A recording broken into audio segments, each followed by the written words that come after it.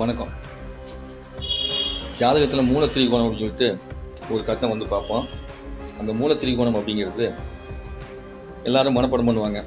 மேஷம் செவ்வாய்க்கு, ரிஷபம் சந்திரனுக்கு, சிம்மம் சூரியனுக்கு, அதுக்கப்புறம் கன்னி புதனுக்கு, துலாம் சுக்கிரனுக்கு, தனுசு குருவுக்கு, கும்பம் சனிக்கு, அதுபோக ராகுக்கு வந்து பார்த்திங்கன்னா கன்னி, கேதுக்கு மீனம் சொல்லிட்டு இந்த மூலத்திரிகோணம் அப்படிங்கிறது எளிமையாக மண்டையில் நிற்கிறதுக்கு மனப்பாடம் பண்ணுறத விட நீங்கள் 1, 2, அதுக்கப்புறம் 5, 6, 7, 9, 11ஆம் இடம், இந்த இடமெல்லாம் வந்து ஒரு மனிதனுடைய வாழ வைக்கக்கூடிய இடம்.